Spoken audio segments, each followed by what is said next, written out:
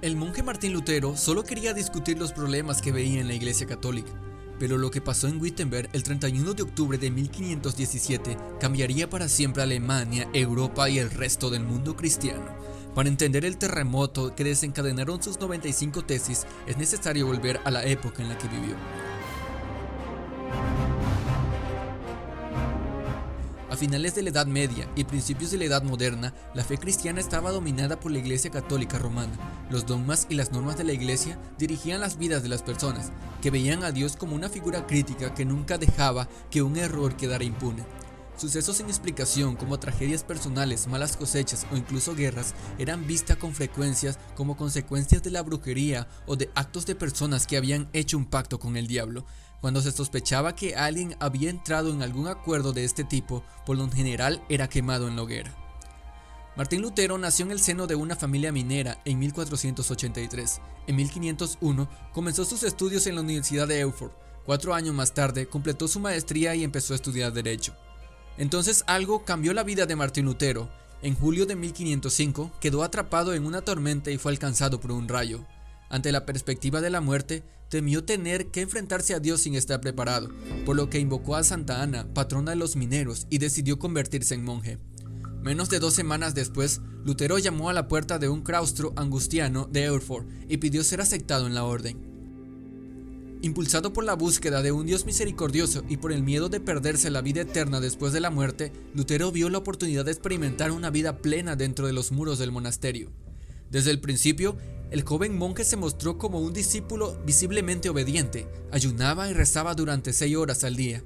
Meditaba y reflexionaba. Más tarde, Lutero escribiría lo siguiente acerca de su vida en el claustro: si alguien consiguió entrar en el cielo siendo monje, yo también quería lograrlo. Cuando aún no llevaba 2 años en el monasterio, Lutero se convirtió en sacerdote. Era el año de 1507 y la enseñanza teológica estaba en el centro de sus estudios. En 1510, Lutero fue enviado a Roma en una misión de la Orden de los Agustinos. Este viaje acabaría siendo fundamental en su vida. En aquel momento, la curia pasaba por dificultades financieras provocadas por la costosa construcción de la Basílica de San Pedro.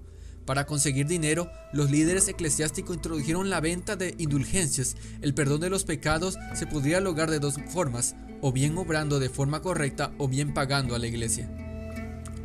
El precio del perdón se fijaba de acuerdo a los ingresos. Incluso los que habían muerto podían ser rescatados de las llamas del infierno si sus parientes pagaban unas pocas monedas.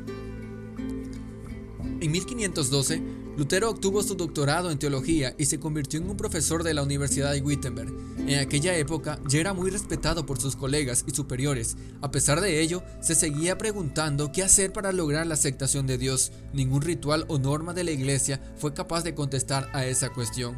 Continuó leyendo fervientemente la Biblia y se sintió especialmente atraído por la carta del apóstol Pablo a la joven iglesia romana, en la que justificaba la sangre de Jesucristo. El teólogo entendió gradualmente lo que acabaría siendo el núcleo de la reforma. Dios no es solo un juez justo, sino también un padre que ama a las personas que él mismo creó y que envió a su Hijo a vencer el pecado, que es lo que separa a los hombres de Dios.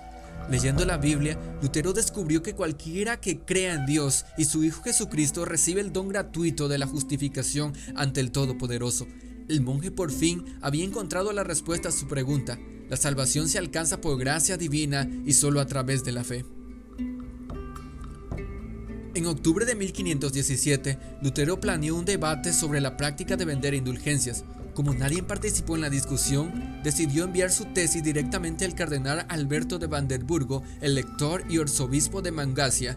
Al mismo tiempo, se dice que clavó sus 95 tesis en la puerta de la iglesia de Todos los Santos de Wittenberg. En aquel momento servía como una especie de valla publicitaria. La medida desató un debate que sacudió los fundamentos de la Iglesia Católica Romana.